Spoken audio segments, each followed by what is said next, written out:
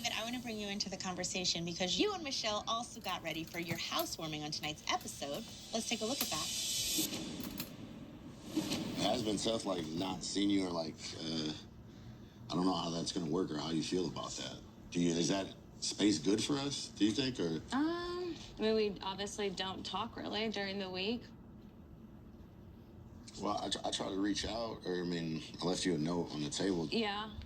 I got no response on it. I was just trying a different type of communication, because I know So hi, bye. So you wanted me to leave a note? No, just maybe a text message or something saying, you have a great day, too. Like, I just think in a relationship, in a marriage, that if I didn't leave that, you didn't know where I was.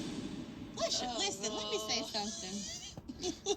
You're getting iced out in this situation, very clearly, but I appreciate you continuing to try. You mentioned I've texted you, I've called you. How are y'all communicating? We really don't communicate. We have separate bedrooms as well in our place. She's got a 9 to 5. I work second shift. It's 2 to 10:30, so it's very difficult. Like when I wake up in the morning, she's already doing her thing, and then it's kind of like a revolving door. I'll be walking out, going doing something, and she'll be coming in and leaving. So it's really difficult. I see you holding it together. We watch you. You always are pretty positive and composed. How are you really feeling inside? I'm struggling inside. You know, I'm trying to make it to a point where I don't want to, not say snap, but I do need some feedback back. I do need some communication. I need something. I would have already stopped talking to her a long time ago. I'm sorry.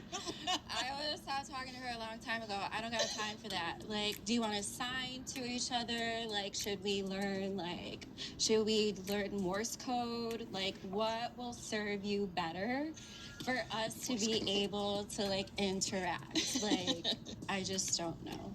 Does she interact with you all like this? No, she's great with us. I honestly had no idea about this divide because when we're together, I mean, she's very pleasant. We're laughing, we're talking, and we do kind of share like what's going on with the relationships. But I feel like she's kind of more explaining it like, you know, there's no connection, there's no chemistry. She didn't tell her part of it. No, well, no. Okay. Stash, I want to know, watching this interaction, what do you feel from this conversation or about this conversation? I mean, the whole time I just wanted to give David a hug. Yeah. I just felt like he was trying so hard, trying every different avenue to just get through to her. And she was just roadblocking everything. Like, I don't feel like she was open. I feel like she just kind of hung her hat on one thing and was like, it's not going to work. But I mean, even though you guys have different schedules, I don't think it's hard to send a text message. Like, girl, why did you even sign up for this process? You know, but the thing is that sometimes hindsight is 20/20, and Michelle may not realize in this moment that this is how she's showing up.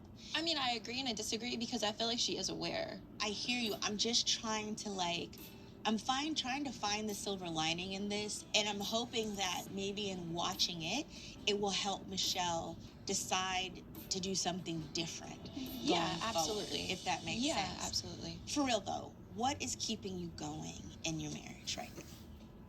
Is that I came into this looking for a ride or die, my one. I had 2 loves before, and I was like, I got nothing to lose. So at this point, I'm gonna exhaust all options. So, you know what, I'm gonna give you props for staying in this. And I know from my perspective, I do hope that there's a breakthrough because there's a reason that the experts put you together. And I hope that at least you guys discover what it is that everyone else saw in you guys. well, I appreciate it. Yeah, okay. I'm gonna keep trying. Okay.